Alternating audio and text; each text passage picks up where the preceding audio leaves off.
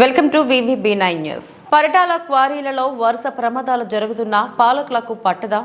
అధికారుల మామూళ్లు మత్తులో జోగడంతోనే పవన్ గ్రానైట్స్ మెటల్ వర్క్స్ లో మరో ప్రమాదంలో గాయపడిన చిన్నకొమ్ములు గౌడ్కి మెరుగైన వైద్యం అందించాలి.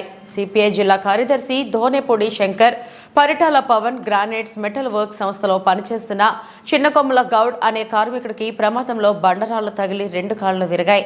అతనికి మెరుగైన వైద్యం అందించాలని, తగిన నష్టపరిహారం ఇవ్వాలని సిపిఐ ఎన్టీఆర్ జిల్లా కార్యదర్శి ధోనేపూడి శంకర్ ప్రభుత్వాన్ని డిమాండ్ చేశారు.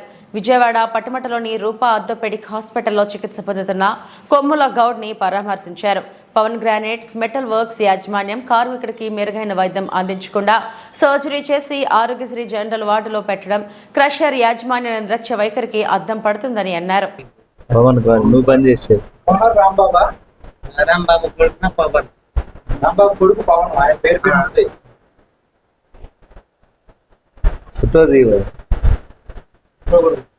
వేరే దాంట్లో పుట్టోది రాజేంద్ర పూరి మీద ఏం జరిగింది? రాయి వచ్చింది.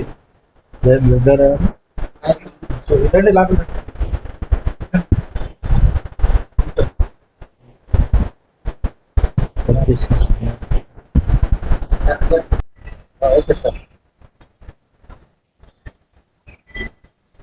వరుస వెంబడి ఘట్టంలో ఎన్టీఆర్ జిల్లాలో ప్రమాదాలు సాగుతున్నాయి.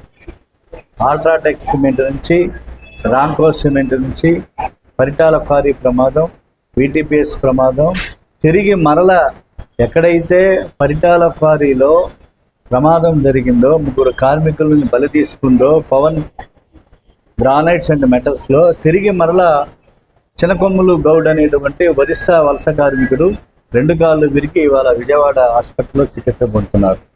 రూపా క్లినికల్ ఆర్థోపెడిక్ సెంటర్ ఆరోగ్యశ్రీ వార్డులో పడేశారు.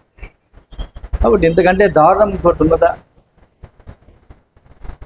ఒక కార్మికుడి జీవితాలకి విలువ ఉన్నదా?